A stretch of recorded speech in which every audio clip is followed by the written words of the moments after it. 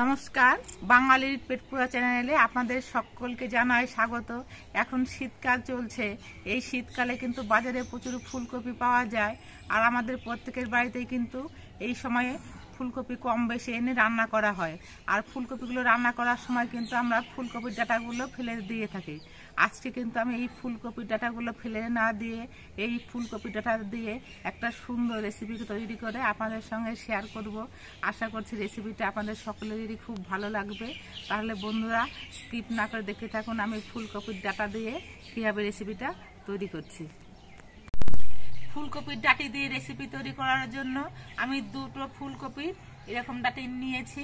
এই ডাঁটিগুলো আমি সরু সরু করে কেটে নেব। এই ডাঁটিগুলো কাটতে কিন্তু বন্ধুরা একটু সময় লাগবে, তাই হাতে একটু সময় নিয়ে কিন্তু এই ডাঁটিগুলোকে কাটতে হবে।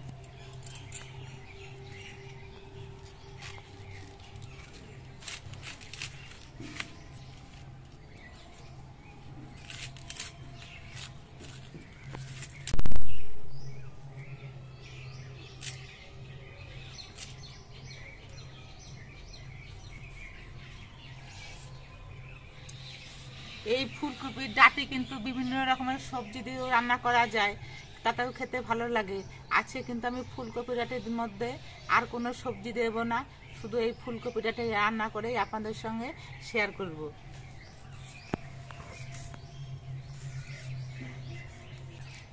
এই ডাঁটিগুলো আমি এরকম সরু করে কেটে নিচ্ছি।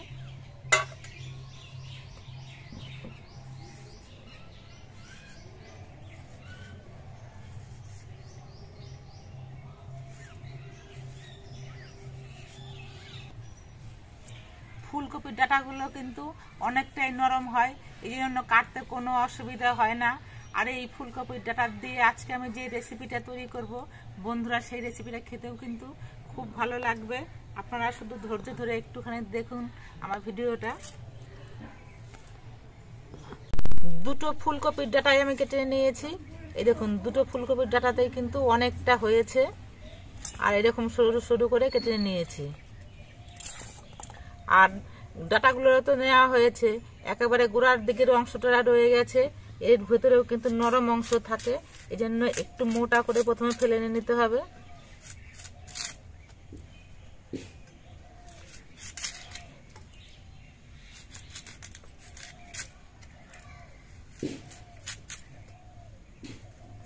সাদা এই নরম অংশটাও কিন্তু দেওয়া যায়।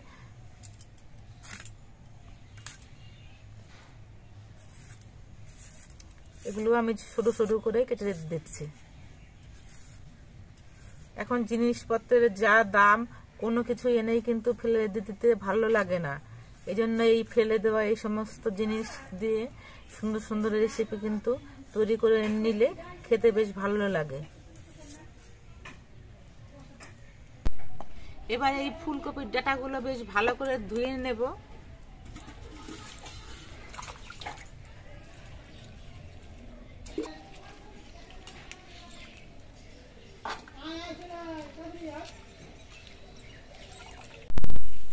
এবার এই ফুলকপির ডাঁটিগুলো ভাপিয়ে নিতে হবে।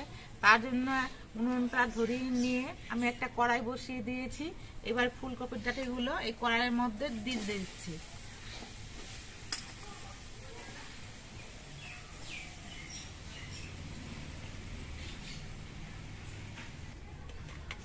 এবার এর মধ্যে দিয়ে দিচ্ছি অল্প করে একটু নুন আর অল্প করে একটু জল। এবার নুন দিয়ে বেশ ভালো করে ডাঁটিগুলো মিশিয়ে নিতে হবে।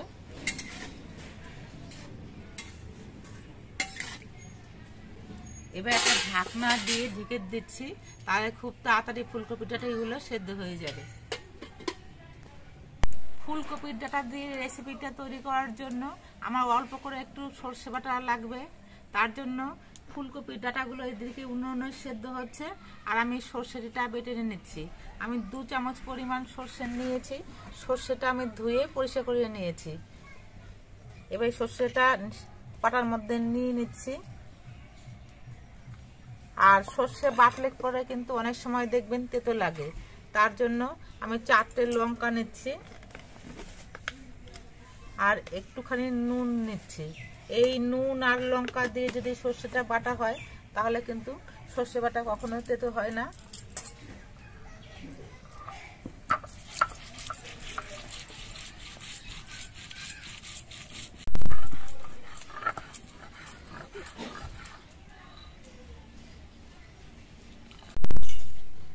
সর্ষেটা আমি মিহি করে বেটে নিয়েছি।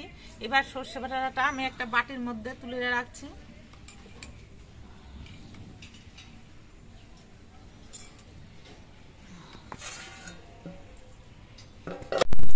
এদিকে ফুলকপির ডাঁটিগুলো সেদ্ধ হতে বসিয়েছি, প্রায় 5 মিনিট হয়ে গেল।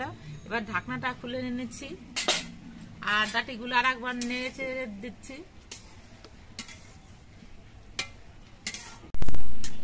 ফুলকপির ডাঁটিগুলো কিন্তু এখনো সেদ্ধ হয়নি, এর জন্য আবার আমি ঢেকে দিচ্ছি। আবার আমি 3-4 মিনিট পর ঢাকনাটা খুলে নিচ্ছি।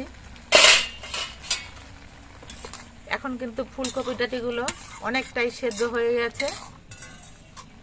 এবার এই ডাঁটিগুলো আমি নামিয়ে নিচ্ছি।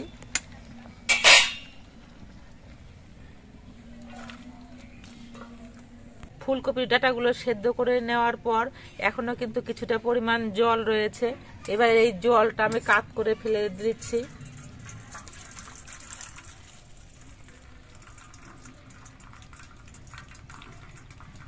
অনেক সময় ফুলকপি খেলে কিন্তু হজমের অসুবিধা হয়, এই জন্য রান্নার আগে যদি ফুলকপির ডাঁটিগুলো এরকম করে সেদ্ধ করে নেওয়া হয় তাহলে কিছুটা পরিমাণ গ্যাস বেরিয়ে যাবে, আর কিন্তু কোনো হজমের অসুবিধা হবে না। কড়াইটা আবার আমি উনুনে বসিয়ে গরম করে নিয়েছি। এবার কড়াইতে দিচ্ছি সর্ষের তেল।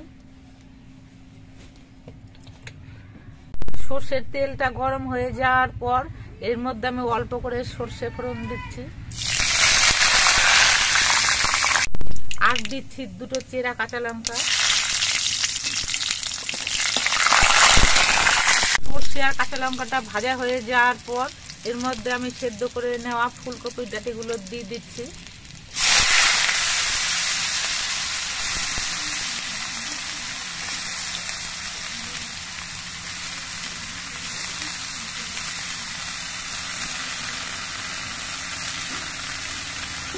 এবার তেলের সঙ্গে নেড়ে চেড়ে মিশিয়ে নিতে হবে।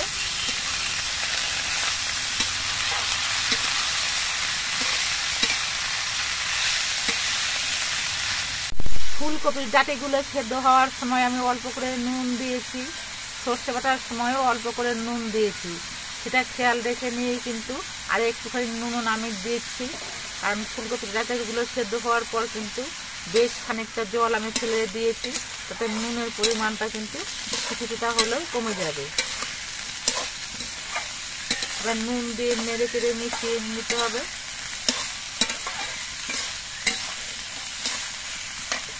এবার এই ডাঁটির মধ্যে দিয়ে দিচ্ছি অল্প করে একটু হলুদের গুঁড়ো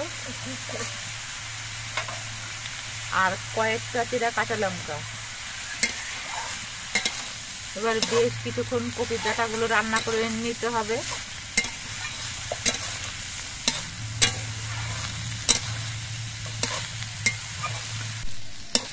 হলুদ দেওয়ার পর ফুলকপির ডাঁটিগুলো আমি 5-6 মিনিটের মতো রান্না করে নিয়েছি।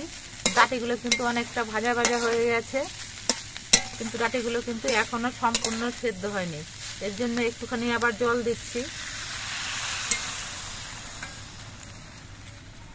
এই জলটা দেওয়ার পর একটা ঢাকনি দিয়ে ঢেকে দিতে হবে আর জালটা খুব আস্তে আস্তে দিতে হবে।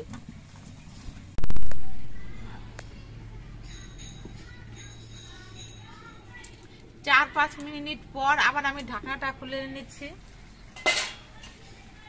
আর ডাঁটিগুলো আর একবার নেড়ে চেড়ে দিচ্ছি।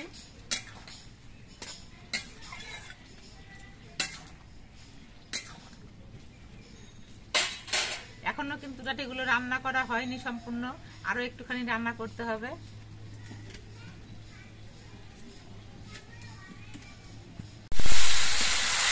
ফুলকপির ডাঁটাগুলো বেশ কিছুক্ষণ রান্না করে নেওয়ার পর ডাঁটার মধ্যেকার সব জলগুলো কিন্তু শুকিয়ে গেছে আর এই ডাঁটাগুলোও কিন্তু সেদ্ধ হয়ে গেছে।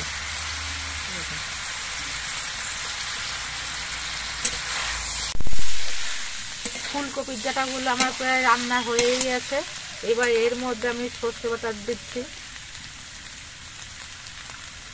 সর্ষে বাটা দিয়ে নেড়ে চেড়ে মিশিয়ে নেব।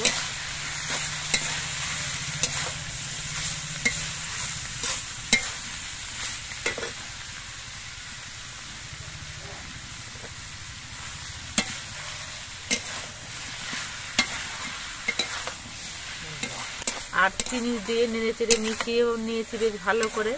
ফুলকপির ডাঁটাটা আমার রান্না হয়ে গেছে, এবার এটা আমি নামিয়ে নিচ্ছি।